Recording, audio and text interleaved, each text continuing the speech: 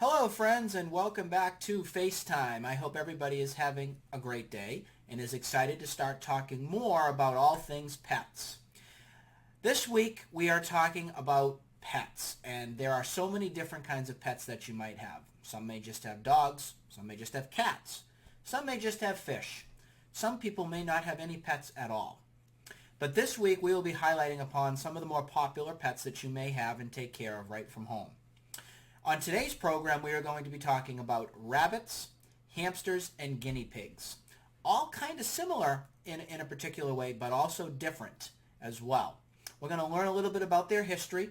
We're going to learn about when they first became pets as well.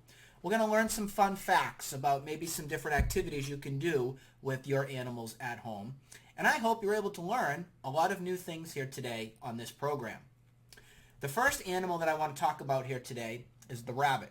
And rabbits come in different kinds of forms and variations and all. But I first want to identify what a rabbit is, in case some of you may not know what it is. So it's a small mammal in the family that is called the Leopardidae family. Rabbits are known for their big ears, and that helps to avoid sometimes predators that come into their territory and all.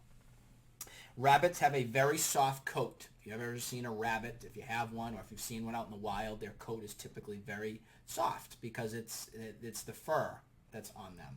And rabbits are common as pets.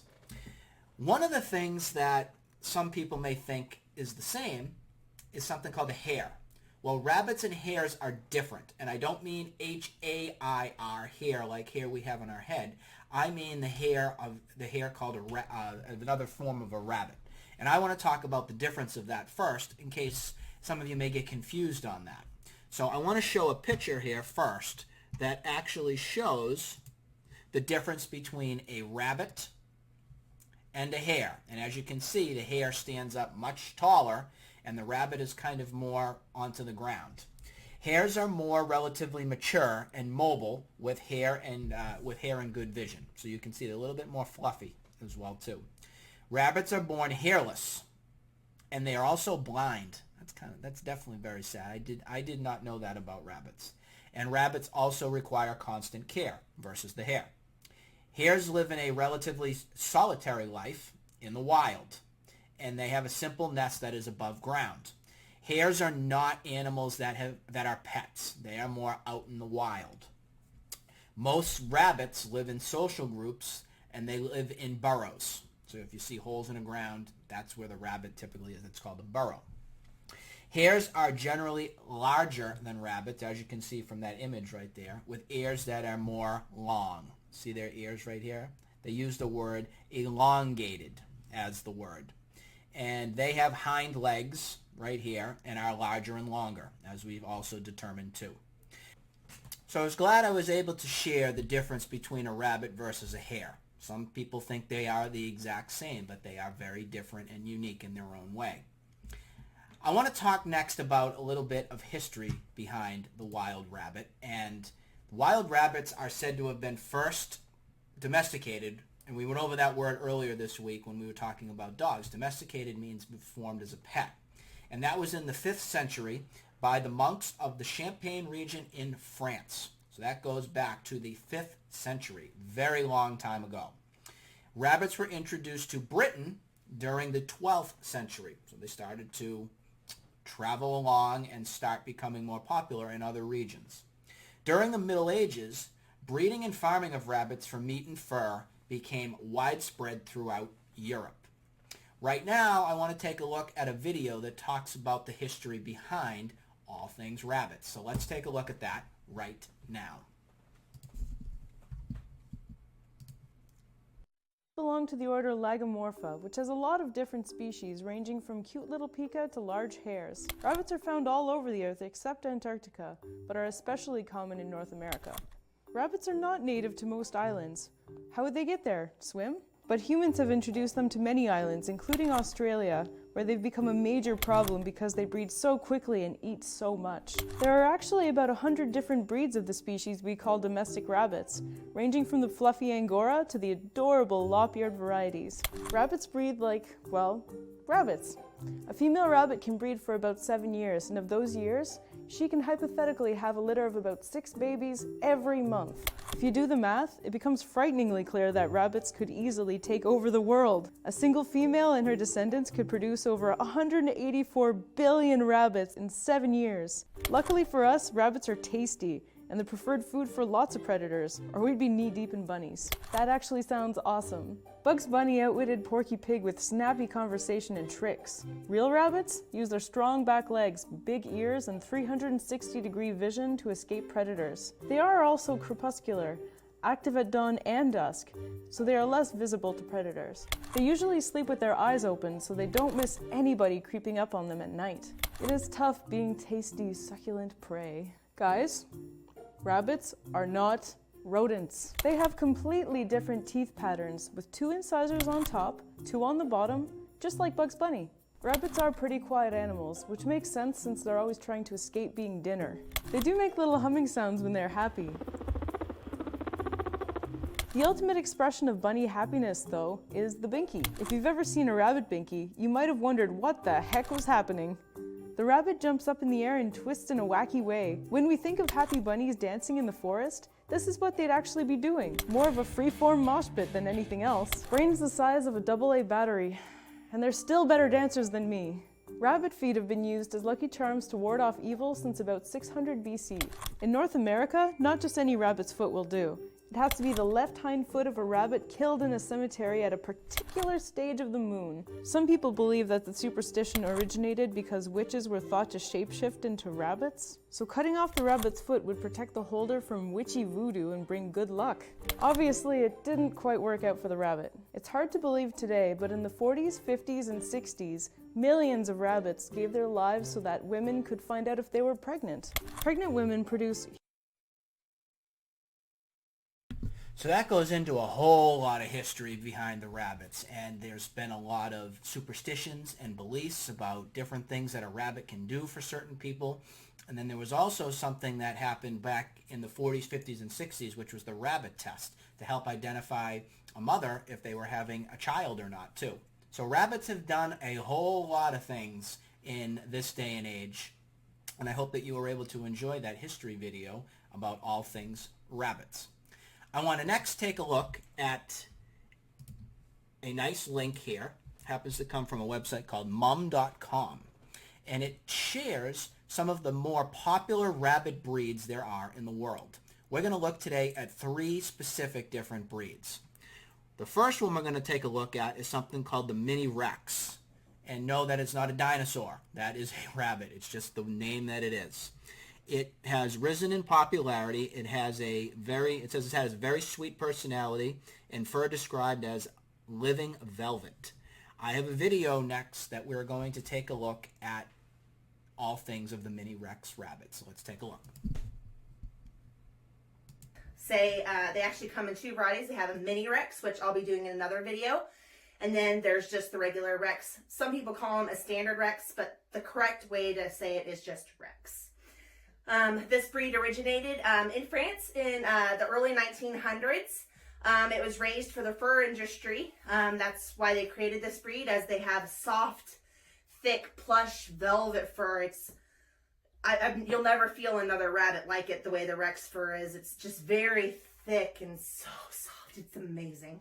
I personally breed this rabbit for 4 different reasons. I do sell them for pets, as they make a great pet. They're a very sweet, loving rabbit, as they are considered a medium-sized breed rabbit, so they're actually great for any age range. Children can do well with this breed, as they can be pretty calm. Also, they are raised for show. They're a big-time show variety in the show circuits. There's a lot of good competition out there, so if you're interested in showing, I definitely recommend a Rex. Also, they are a great meat breed. They are raised also for meat, as they give a good quantity of meat. And then they're also raised for fur. So the only downside is to get the good furs off of them, you have to raise them up longer than a normal meat breed. So you'd actually have to raise them up to 16, 20 weeks to get good fur off of them if you want the fur and the meat. They come in 16 recognized colors through ARBA, which is the American Rabbit Breeders Association. They come in a lot more colors than that, but ARBA only recognizes 16 varieties. This is called a Harlequin, this color. This is not a showable color, but it's one of my favorites. That's why I picked her, because she's beautiful. This is one of my does. I have gotten one litter out of her so far. I'm hoping to rebreed her soon and get another litter coming.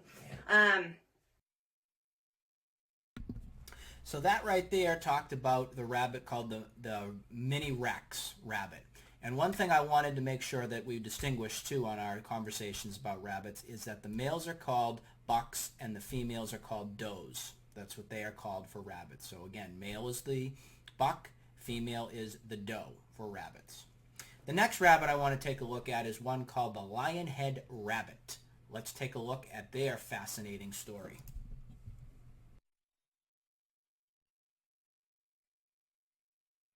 My name is Jill Phillips, and I'm a co-owner of Squeals on Wheels, a traveling petting zoo and pony rides. My name is John Phillips. We have horses, miniature horses. We have miniature llamas and alpacas. Chicken. Our website is www. Heads got their name from the circle of long hair that they have around their face, much like a lion does.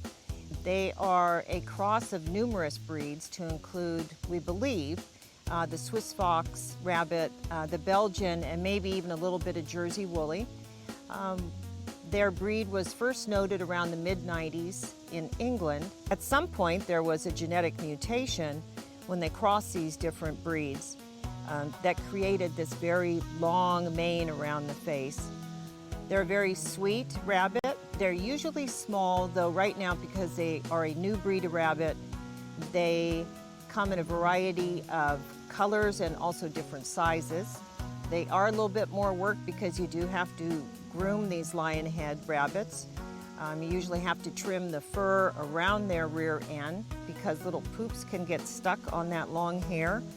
And you have to also keep that mane nicely groomed. But a lot of people find it very therapeutic to be grooming a rabbit. So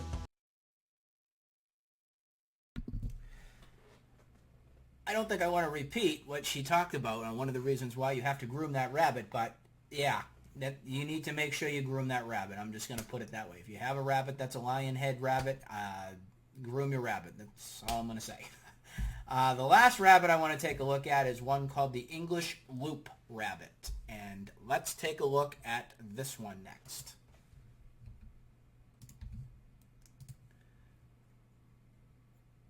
The English Lup is a fancy breed of domestic rabbit that was developed in England in the 19th century through selective breeding and is believed to be the first breed of lop rabbit developed by humans and possibly one of the oldest breeds of domestic rabbit, averaging 11 pounds. The English Lup is characterized by its distinctively long lop ears, bold head, and large body size, and can live up to 5 years or more. As the first breed of lop rabbit, the English Lup was one of the first fancy breeds of rabbit developed in England in the 19th century for the purposes of exhibition, as a response to rise of animal fancy and consequently the rabbit's emergence as a mainstream household pet during the Victorian era, marking a departure from the earlier role of domesticated rabbit breeding for meat, fur, and wool production. Later, the English Lup was bred with other continental giant breeds of rabbit, gave rise to a number of new breeds of lop rabbit, including the French Lup, which developed from breeding between the English Lup and Flemish Giant, and the Holland Lup, which was in turn developed from the French Lup and the Netherlands Dwarf. It is thought that the English Lup got the large ears because in the Algiers it was hot, and with the big ears they kept cool. So that's a very unique looking rabbit. Do you happen to have an English, they call it the lop rabbit.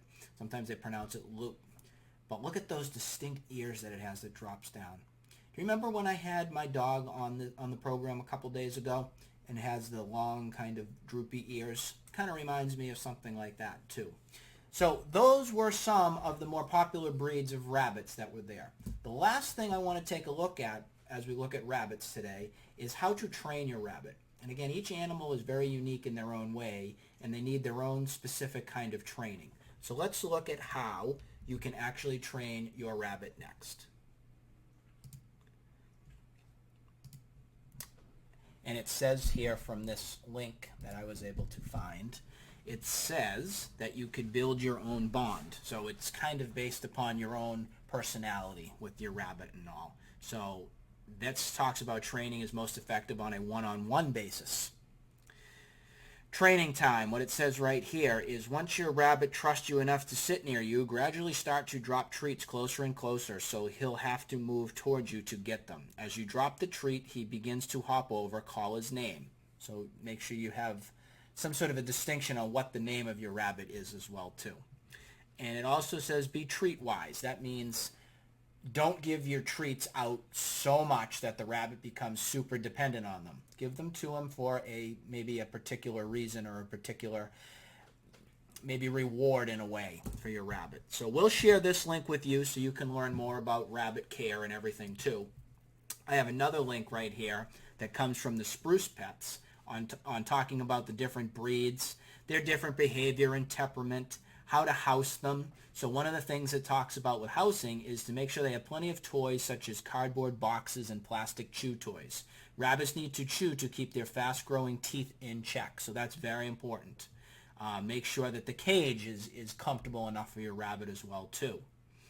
It talks about food and water. Rabbits do best on a diet that is based on grass hay such as timothy, oat hay, or orchard grass.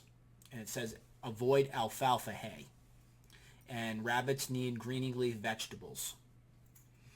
It talks about some health concerns that you want to make sure that you take care of, and one of those is their teeth and their nails. You want to make sure that they are groomed and taken care of properly.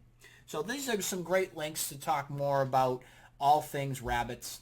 Again, not sure if you do have one or not, but if you do have a rabbit, why don't you give us a chance and share us a picture or a video of you taking care of your rabbit? I'd like to see what you have at home for your pet. The next animal that I want to talk about here today is one that I have had in my lifetime, and that is a hamster. I don't know if any of you have had a hamster from before, but it's a form of a rodent. It kind of looks like a mouse in a way. I had to warm up to the idea of getting a hamster back when I was a little kid, but I always was fascinated about how active they were, and they spin on these wheels, and everybody has said that they make awesome pets and everything. Well, I want to talk about the history behind hamsters first, and then we'll get into some really cool videos that talk about the different species and different styles of hamsters you can have. So the best known species of hamster is the golden or Syrian hamster. So you may have a hamster of that certain species. Other species also include a dwarf hamster as well too. So they happen to be first described scientifically by a man named George Robert Waterhouse, and that happened to be way back in 1839. It took another 100 years to get them to become pets, which was back in 1939. And in case you don't know what a hamster is, I'm going to actually pop up that picture we had at the very beginning, and there's a little hamster right here on my screen, just to share with you right there. There's a hamster right there. So again, this image, there's the hamster, there's the guinea pig, and then there is the rabbit.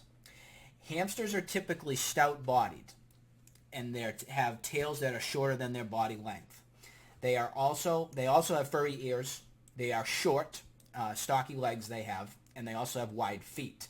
They have thick, silky fur, which can be long or short, and it can be in all different sorts of colors. When I had a hamster, he was a grayish kind of color. Some people have hamsters that are more golden or white or black. They come in all different kinds of variations. And they are also nocturnal animals. That means that they usually stay up at night and are very active then. I want to take a look next at a video that talks about the history of hamsters, and we can learn more about it from here. Let's take a look. Hello, Anime Liam here. In today's video, I will be talking about the discovery of hamsters, where they came from, who found them, how they have been discovered, etc. Right now, there are 25 different hamster species across the globe. For this video, I'll be focusing on the most common type of hamster, the Syrian hamster, also known as the golden hamster. As you may have guessed by the name, Syrian hamsters come from the country Syria. They are burrowing mammals. They live underground in their burrows. They are nocturnal, they sleep during the day and are active at night. In regards to history, the first person to ever mention the Syrian hamsters was a physician called Alexander Russell. In 1797, he saw these small rodents and wrote about them in his publication, The Natural History of Aleppo. At this point in time, he never called them by their name though. All he said was, "Hey, I saw these wild rodents in Syria. They look like rats with small tails. It was pretty cool." So 40 years later, Another guy called George Robert Waterhouse decided to name them. He called them the golden hamsters. About a century later, a zoologist called Israel Aharoni decided to go on a hamster expedition to Syria. In 1930, he came across a wheat field and wanted it to be dug out. After a few meters in, he sees a mother and her 11 babies in their nesting spot. So after discovering these hamsters, he put them all in a box.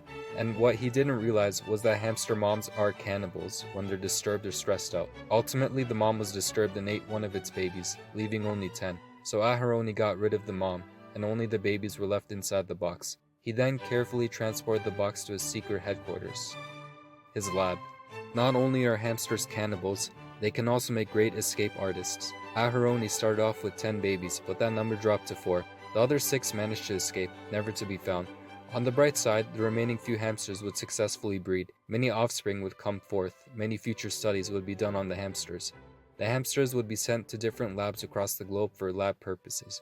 Later on, pet stores would begin selling them to the public. And that, ladies and gentlemen, is how hamsters became popularized. So kind of a basic video right there that went over the history of how hamsters and everything first came about. I want to take a look at some fun facts now about hamsters. And from this fun website that I was able to find, actually it was from a video. We have 10 facts about hamsters from a video. So let's check out this fun video right here about all things hamsters. Hamsters are especially sweet and intelligent animals. For this reason, it is understandable why they're one of the most popular small animal pets in the world. Would you like to find out more about your little hamster buddy? Animal Wise brings you these 10 facts about hamsters so you can do just that.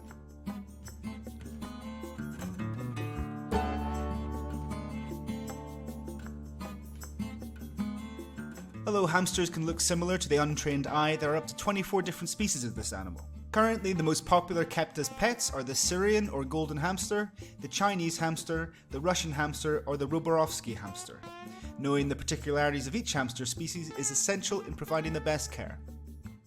In the wild, hamsters are easy prey for many predators. They remain constantly alert and are able to react quickly to any danger.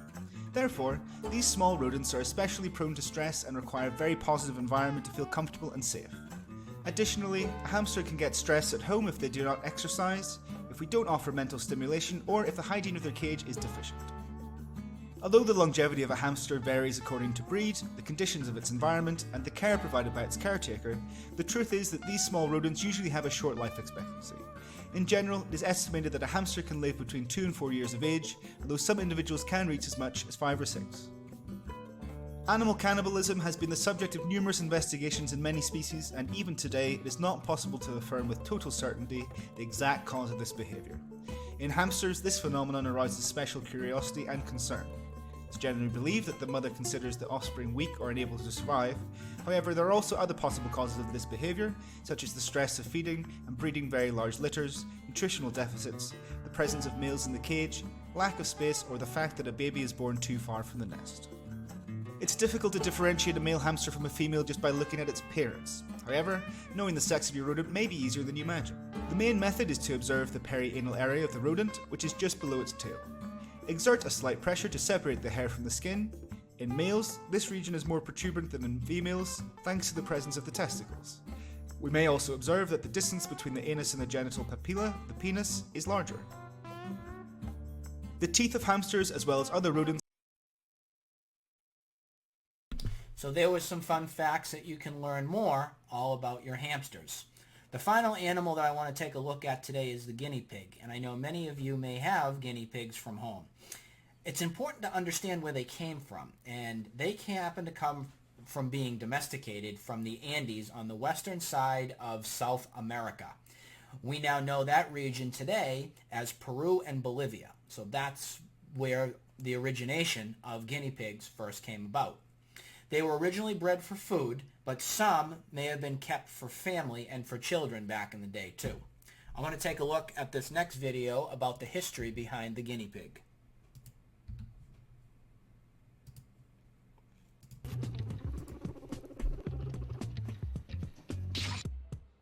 Could rodents the size of buffalo really have been the ancestor of this favorite family pet? Guinea pigs. Oh, I had a pig when I was a kid. In 2003, scientists in Venezuela discovered the fossil remains of a 1,500-pound rodent with evolutionary ties to the guinea pig. It was affectionately nicknamed Guineazilla. But even modern-day guinea pigs haven't been limited to roaming the Earth. And they've actually taken part in space programs. In March of 1961, the Russian spacecraft Sputnik 9 carried the first guinea pig on a successful trip into orbit to help test a new TV camera. A remarkable feat for an animal who was first thought of simply as dinner. Guinea pigs were first domesticated as a food source. As early as 4000 BC, Incan tribes located within the Andean region of South America relied on guinea pigs as a source of protein. Spanish explorers to the region in the 16th century imported them back to Europe, where they quickly became popular pets. Part of their appeal is their face, which is complemented by large, rounded eyes, petal-shaped ears, and a triangular snout. Another trait of the guinea pig is their short, stocky body, which averages 8 to 12 inches in length. Its lengths and textures, ranging from short and coarse to long and silky. Wonderful little personalities that you can get to know and that you can bring out by interacting with them. And that interaction allows guinea pigs to engage with their owners in a broad range of different and fun activities. In Sydney Richaud's case, it's creating costumes for her favorite furry friends.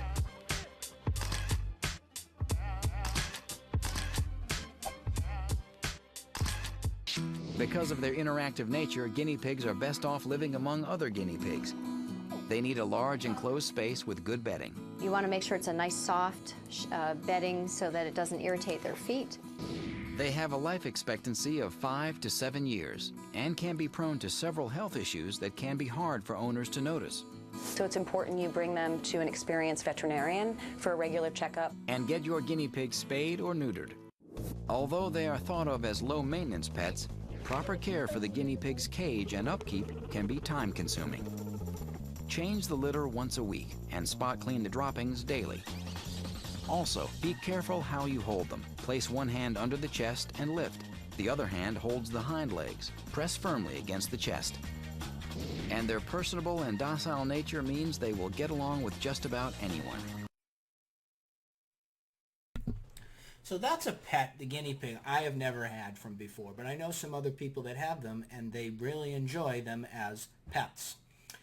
What I want to share with you next happens to be some fun activities that you can do with some of your pets. We're going to look at some for the rabbits and for some for the hamsters. We'll share these links with you so you can do some of these activities on your own time with your special rabbit or your guinea pig or your hamster. So let's take a look next at this next link to talk about some fun activities that you can do with your rabbit. And right here, one of the more unique things about rabbits is they like cardboard. So something that's very simple to get. Cardboard is something that they like. They like tunnels, dig some dirt, mark their territories, play with toys.